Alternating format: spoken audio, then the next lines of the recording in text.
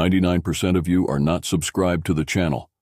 At 1,000 subscribers, I will post a series of special stories. Subscribe now. The atmosphere aboard the Terang warship Valorous crackled with anticipation as it made its final descent toward the neutral planet of Xandor. For Xerac, this moment was the culmination of years of rigorous training and preparation. As the ship pierced through Xandor's swirling purple skies, Xerac's thoughts were filled with visions of glory and conquest.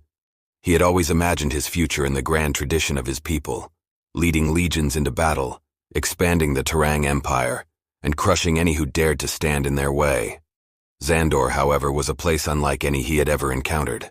The planet, home to the Intergalactic University of Diplomacy and Warfare, IUDW, was a patchwork of biomes and cultures, each one representing the diverse species that had gathered to learn the arts of negotiation, strategy, and combat. Xerac had heard stories of the university, how it was a crucible where the best minds from across the galaxy were forged into leaders. Yet, he had also heard rumors that some species, particularly the humans, came here not to master war, but to avoid it. This idea seemed absurd to Xerac, whose entire upbringing had been steeped in the belief that war was the ultimate expression of strength. As the Valorous landed, Xerac adjusted his military uniform, ensuring that every medal and insignia was perfectly aligned.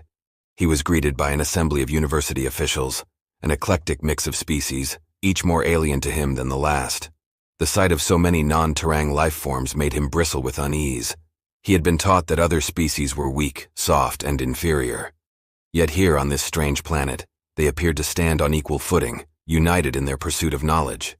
Leading the welcoming party was Professor Xylan, a tall, luminescent being with elongated limbs and a face that seemed to shimmer in the light. Xylan's species, the Chevian, were known for their intellect and wisdom, often serving as diplomats and scholars in the Galactic Alliance of Civilized Species, GACS. "Welcome to Xandor, Cadet Xerac," Xylan said, his voice a harmonious blend of tones that resonated in the air. "We are honored to have a member of the esteemed Terang military joining our ranks." Xerac offered a curt nod, his eyes scanning the crowd for any sign of weakness or disrespect. "It is an honor to represent the Terang Empire at this institution. I intend to prove our superiority in both warfare and diplomacy." Xylan's three mouths curved into a smile.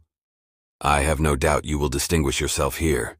But remember, Cadet, that true mastery of warfare is not just about the battles you fight, but the ones you avoid." Xerac stiffened at the remark, unsure whether it was a challenge or a veiled insult. Before he could respond, Xylan gestured for him to follow, leading the way through the bustling corridors of the university. As they walked, Xerac's attention was drawn to the diversity around him. Students of all shapes, sizes, and colors moved through the halls, engaged in animated discussions, practicing combat techniques, or immersed in hollow simulations of diplomatic negotiations. The sheer variety was overwhelming, but what struck Xerac most was the presence of humans. He had never seen one in person before, only in training simulations where they were often depicted as cunning adversaries or reluctant allies. At the end of the corridor, Xerac spotted a group of humans gathered around a holographic map. They were deep in conversation, their faces reflecting a mix of seriousness and camaraderie. One of them, a woman with short auburn hair and piercing blue eyes, seemed to be leading the discussion. She spoke with a calm authority that commanded respect, and the others listened intently. "That's Captain Emma Sinclair," Xylan said, noticing Xerac's interest. "She's a veteran of the United Earth Defense Force and one of our most esteemed instructors. Her strategies have been studied across the galaxy." Xerac narrowed his eyes. "A warrior, then?" "A warrior, yes, but also a diplomat," Xylan replied. "She has led more peacekeeping missions than battles, and her influence within the GACS is considerable. She understands that sometimes the greatest victories are won without a single shot being fired." Xerac's gaze lingered on Sinclair as she continued her discussion. The idea that a warrior of her caliber would prioritize diplomacy over combat was baffling to him. In Terang culture, war was not just a means to an end, it was the end. Glory, honor, and the expansion of the empire were all achieved through the crucible of battle. The concept that one could achieve greatness through peace was alien to him, almost offensive.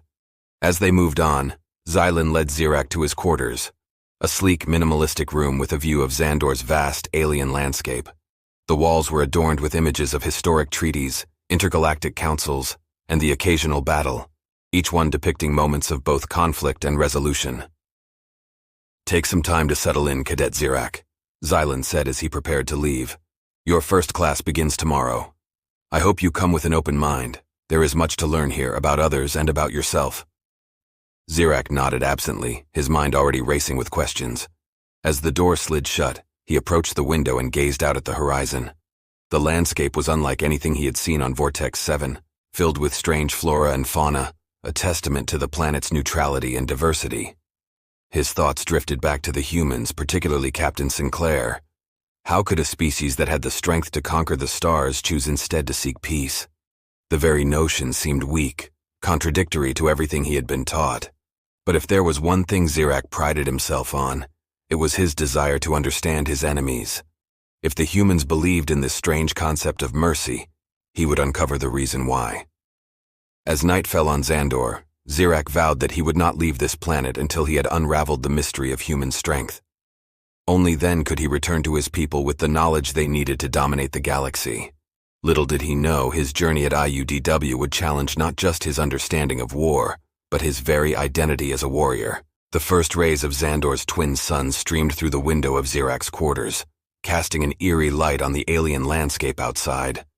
Zirak, already awake and fully dressed in his crisp Terang military uniform, stood before a mirror, his reflection a picture of confidence and discipline. Yet beneath his composed exterior, his mind churned with questions and uncertainties.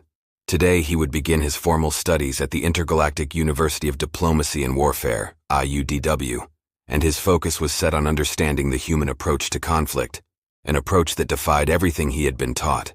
His first class of the day was a seminar on strategic negotiations, a subject that he had always considered secondary to battlefield tactics. Nevertheless, he entered the lecture hall with an open mind, determined to uncover the reasoning behind human diplomacy. The hall was filled with students from various species, their differences in appearance and demeanor highlighting the diversity of the galaxy. Yet all shared the same purpose: to become leaders who could navigate the complexities of interstellar relations. The instructor, a tall and imposing Lydorian named Professor Thekla, began the session with a discussion on the history of intergalactic treaties. The Lydorians were known for their rigorous intellect and strict adherence to logic, traits Zirak found admirable. As the class progressed, Thekla introduced a case study, the Human-Kralian Accord of 2994, a landmark treaty that had prevented a full-scale war between the Kralian Empire and the United Earth Government, UEG.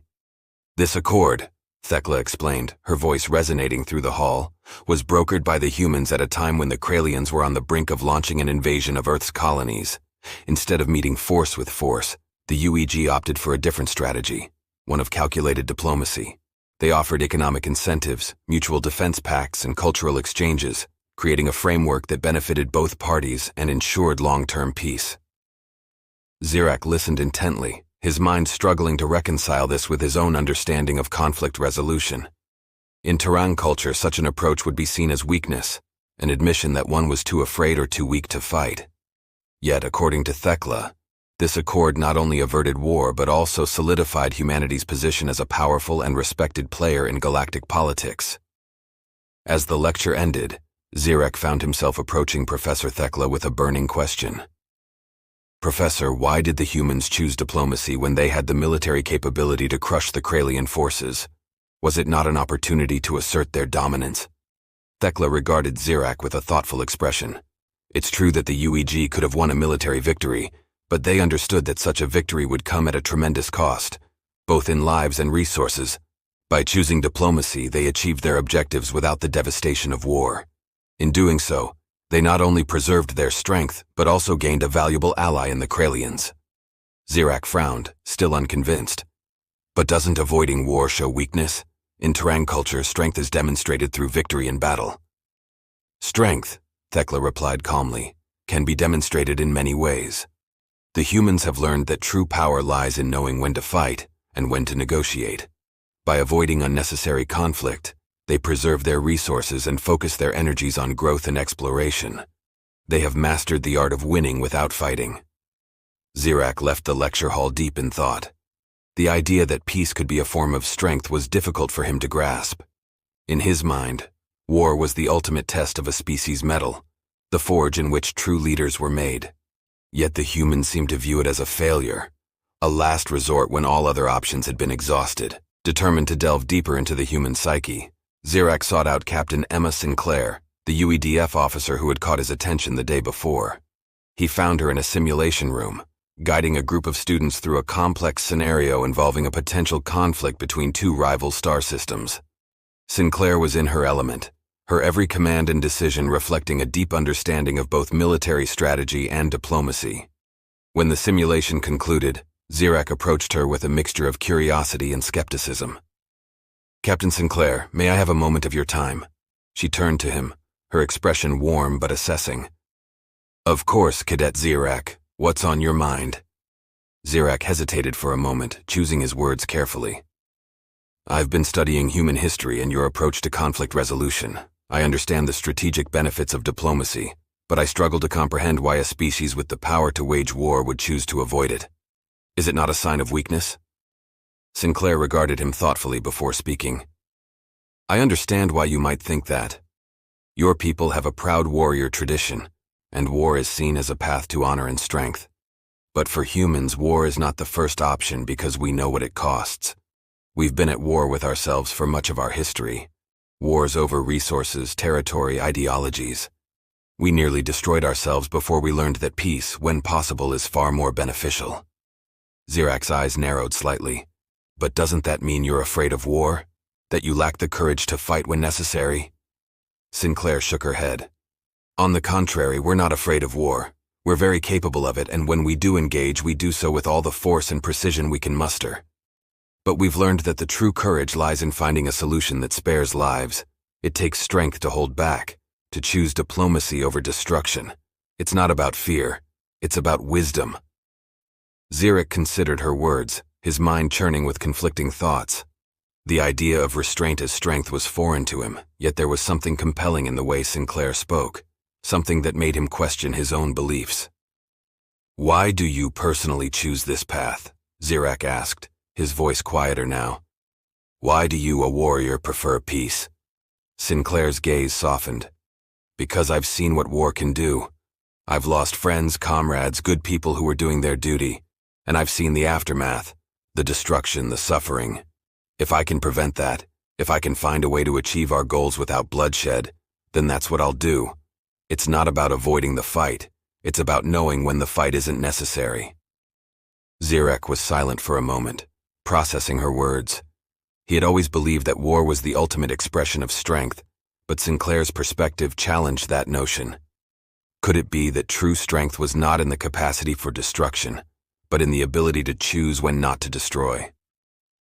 "I have much to think about," Zirak finally said, his voice tinged with a new understanding. Sinclair smiled. "That's why you're here, Cadet. To learn, to question, and to grow. The galaxy is a complex place, and the answers aren't always what we expect." As Zirak left the simulation room, he felt a shift within himself. The foundations of his beliefs were being tested, and he wasn't sure where it would lead. But one thing was certain. The humans, with their strange and contradictory approach to conflict, had begun to change him in ways he had never anticipated. And as he walked through the corridors of the university, he couldn't shake the feeling that his journey had only just begun. The days on Xandor passed in a blur of classes, simulations, and debates, each one challenging Zirak's preconceived notions about war and diplomacy.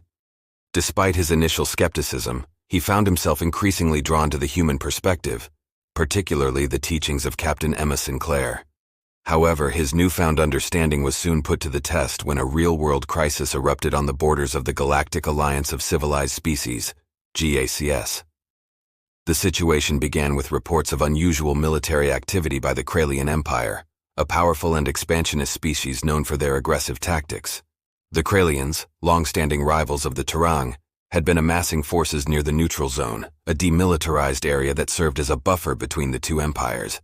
Intelligence suggested that the Kralians were preparing to launch a full-scale invasion of the neutral zone, potentially dragging the entire galaxy into a devastating war. The news spread quickly through the Intergalactic University of Diplomacy and Warfare, IUDW, casting a shadow over the campus. The students, many of whom were future leaders of their respective species, were abuzz with speculation and concern. For Zirak, the situation hit close to home. The Terang were eager for battle, seeing this as an opportunity to assert their dominance and finally settle the score with their old enemies. But Zirak, influenced by his recent studies, felt a growing unease. The GACS quickly convened an emergency session, calling upon their most experienced diplomats and military strategists to defuse the crisis. Captain Sinclair, given her expertise and deep understanding of both human and Kralian strategies, was selected to lead the UEDF's delegation. Zirak, recognizing the gravity of the situation and the potential impact on his people, requested to join the mission as an observer. To his surprise, Sinclair agreed. The delegation traveled to the neutral space station of Zeta 9, where the talks would take place. Zeta 9, a sprawling structure that hovered in the void between star systems, was the designated meeting point for high-stakes negotiations. As their shuttle docked, Zirak couldn't help but feel the weight of the moment. This was no longer a theoretical exercise or a classroom debate. The decisions made here would determine the fate of billions. The tension aboard the station was palpable as representatives from the GACS, the Kralian Empire, and other interested parties gathered in the central chamber. The Kralians, led by High Commander Kraz, arrived in full military regalia, their presence imposing and intimidating. Kraz was a towering figure, his crimson armor reflecting the harsh lights of the station, and his eyes gleamed with the confidence of someone who believed in the inevitability of war. As the negotiations began, it quickly became clear that the situation was dire. The Kralians, emboldened by their military buildup, issued a series of demands that were impossible for the GACS to accept. They wanted control over key strategic points in the neutral zone, claiming them as historically Kralian territories. In exchange, they offered only the promise of non-aggression, a thinly veiled threat that they would cease their expansion if their demands were met. Zirak watched in silence as Captain Sinclair took the floor. Unlike the Kralians, she did not wear her military uniform. Instead, she was dressed in the formal attire of a diplomat, a subtle reminder that her mission was one of peace, not war. Her approach was calm and measured, yet her words carried an undeniable weight. "High Commander Kraz," Sinclair began, her voice steady, "the demands you've made are not just a matter of territory. They threaten the stability of the entire galaxy. The GACS has no desire for conflict, but we cannot allow the neutral zone, a space that belongs to no one, to be claimed through force." Kraz sneered, his voice dripping with disdain. "Your words are as empty as your threats, human. The Kralian Empire has the power to take what it desires. What can your diplomacy offer us that we cannot achieve through war?" Sinclair met his gaze without flinching. "War would bring destruction on a scale that neither of our peoples can afford. Even if you were to succeed in taking the neutral zone, the cost in lives, resources, and long-term security would be staggering. The GACS is prepared to offer a different path, one that benefits all parties involved." She outlined a proposal that included economic partnerships, resource-sharing agreements, and mutual defense pacts. These measures, she argued, would allow the Kralians to strengthen their empire without the need for conquest. The GACS would also offer technological assistance in areas that would enhance the Kralian economy and military, ensuring that they remained a formidable power in the galaxy. Zirak was struck by the audacity of the proposal. It was a calculated offer, designed to appeal to Kraz's desire for power while avoiding the devastation of war. Yet he knew that such a proposal also required trust, a commodity that was in short supply between the Terang, Kralians, and most other species. The chamber fell silent as Kraz considered the offer. For a moment it seemed as though Sinclair's words might have swayed him, but then, with a harsh laugh, Kraz dismissed the proposal. "You think you can bribe us with promises of trade and technology?" he spat. "The Kralian Empire does not beg for scraps from the tables of weaker species. We take what is ours by right, and we will not be stopped by your platitudes." Zirak's heart sank as the tension in the room escalated. The Kralians had made their intentions clear. They would settle for nothing less than domination. For a moment it seemed that war was inevitable, that all of Sinclair's efforts had been in vain. But Sinclair did not back down. Instead, she changed tactics, her voice growing colder, more resolute. "High Commander Kraz, if you choose to pursue this path, know that the GACS will respond with full force. You may believe that you can win this war, but even if you do, it will be a Pyrrhic victory. Your empire will be weakened, your people will suffer, and the galaxy will remember the Kralians not as conquerors, but as destroyers." The chamber held its breath as Sinclair continued. But it doesn't have to be this way. You have a choice. You can choose to build a future where your people prosper without the need for endless war, or you can choose a future of ruin. The decision is yours. For the first time, Kraz hesitated. He looked around the chamber, taking in the faces of the other diplomats and the resolve etched into Sinclair's expression. Zirak could see the internal struggle within the Kralian commander, pride and ambition warring with the realization of the cost of his choices. Finally, Kraz spoke, his voice heavy with the weight of his decision. Very well, Captain Sinclair. We will consider your proposal, but know this. The Kralian Empire does not forget. If you betray us, the consequences will be dire. Sinclair nodded, her expression remaining calm. We seek only peace, High Commander. Let us build a future where all our people can thrive. With that, the negotiations ended, and the delegates were dismissed. As they left the chamber, Zirak walked alongside Sinclair, his mind racing with what he had witnessed. She had done it. She had stared down one of the most powerful military leaders in the galaxy and won, not with threats or force, but with words and resolve. Back aboard the shuttle, Zirak turned to Sinclair, his voice filled with a mix of admiration and confusion. How did you know it would work? That he would listen? Sinclair smiled, though there was a hint of weariness in her eyes. I didn't know for sure, but I've learned that even the most hardened warriors value something beyond just victory. Kraz wanted power, yes, but he also wanted to secure his empire's future. I gave him a way to do that without risking everything. It wasn't about beating him, it was about giving him a choice. Zirak nodded slowly, the weight of her words settling over him. You turned a potential war into an opportunity for peace. I didn't think it was possible. Sometimes the hardest battles are the ones we fight with ourselves, Sinclair replied. Kraz chose diplomacy because he saw the bigger picture. That's what we try to do as well, to see beyond the immediate conflict and find a path that benefits everyone. As the shuttle soared through the stars, Zirak felt a profound shift within himself. He had come to Xandor to learn the ways of war, to bring back strategies that would ensure the Terang's dominance. But now he realized that there was a different kind of strength, one that didn't rely on brute force but on wisdom, patience, and the ability to see the long game.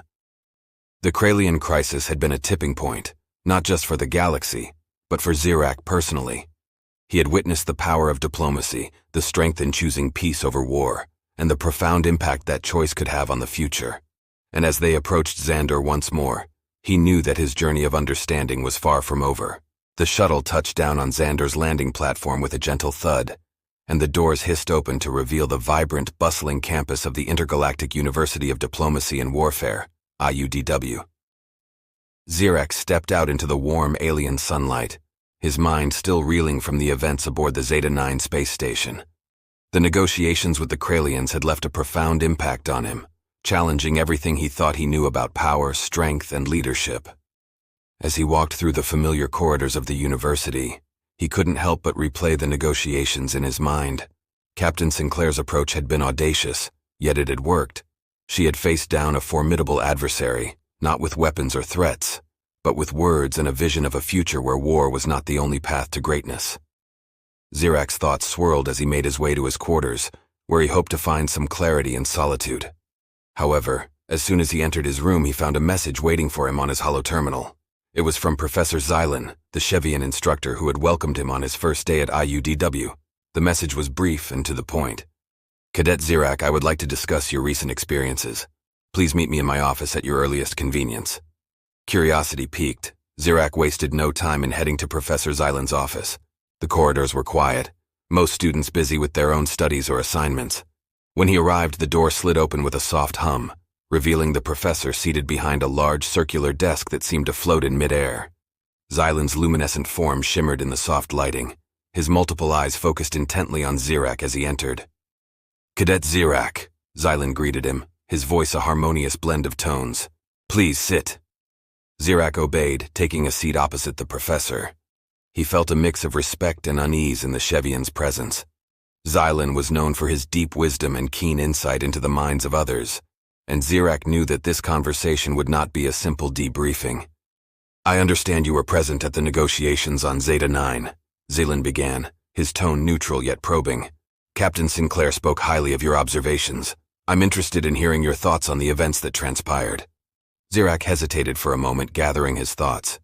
It was enlightening, he began, unsure of how to articulate the complex emotions that had been swirling within him since the negotiations. I saw firsthand how Captain Sinclair handled the situation. She managed to convince the Kralians to consider a peaceful resolution when it seemed that war was inevitable. And what did you think of her approach? Xylan asked, leaning slightly forward. Did it align with your expectations of how such a conflict should be resolved? Zirak frowned, trying to put his feelings into words. It was different from what I expected. In Terang culture, we would have prepared for battle, showed our strength, and forced the Kralians to back down through superior force. But Sinclair, she offered them something else. She made them see the benefits of peace, not out of fear but out of a desire for something greater. It was effective but also unsettling. It goes against everything I was taught about strength and leadership. Xylan nodded, as if he had expected this response. The Terang, like many species, have built their identity around the concept of strength through conflict. War is seen as a way to assert dominance and secure resources. But the human approach, as you've seen, is different. They have learned from their own history that true strength lies not in the ability to wage war, but in the wisdom to know when to avoid it. Zirak felt a surge of frustration. But doesn't that make them vulnerable? If they're always seeking peace, won't they be seen as weak by those who only respect power? Xylan smiled, a soft, enigmatic expression. That is a common misconception. The humans are not naive. They understand the realities of the galaxy as well as any species, but they have also learned that power is not just about the ability to destroy. It's about the ability to create, to build alliances, and to foster cooperation. By choosing peace, they are not showing weakness. They are demonstrating a different kind of strength, one that ensures their survival and prosperity in the long term. Zirak leaned back in his chair, his mind racing. He had always believed that the Terang way was the only way, that war was the ultimate test of a species' worth. But now he was beginning to see that there might be other paths that didn't lead to endless cycles of conflict and destruction. Professor, he said slowly, do you believe that the Terang could learn to adopt this approach? Could we become a people who value peace as much as war? Xylan's gaze softened, and his voice took on a tone of gentle encouragement. Change is never easy, Cadet Zirak, but it is possible. The Terang are a proud and powerful species, and there is no reason why they cannot evolve. You have the strength and the discipline. Now it is a matter of applying those qualities in new ways.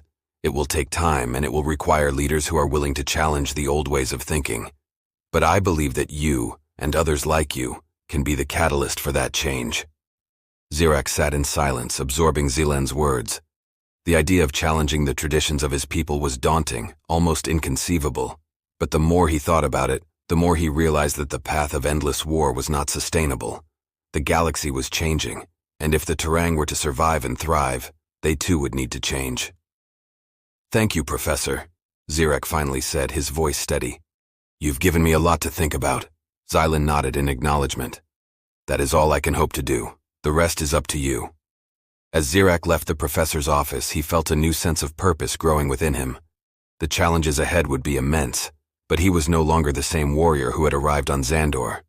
The negotiations with the Kralians had opened his eyes to new possibilities, and now, it was up to him to bring those lessons back to his people. Days later, Zirak stood before a gathering of his fellow Terang cadets. They were a formidable group, each one trained in the art of war, their minds sharp and ready for battle.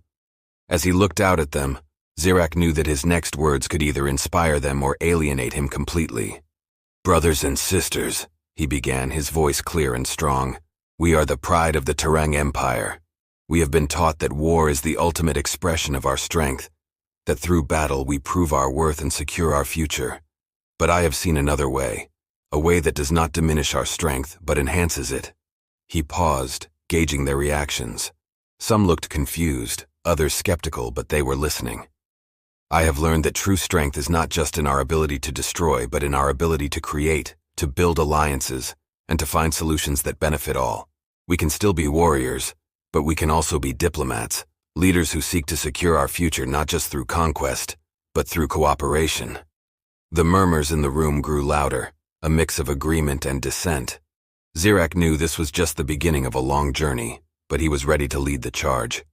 We must evolve, he continued, his voice rising with conviction. "We must adapt to the changing galaxy, or we will be left behind. The choice is ours, to continue on the path of endless war, or to embrace a new way, one that ensures the prosperity of the Terang for generations to come." As he finished speaking, Zirak saw a shift in the room. It was subtle, but it was there, a flicker of understanding, of possibility. The road ahead would be difficult, but for the first time Zirak felt a sense of hope.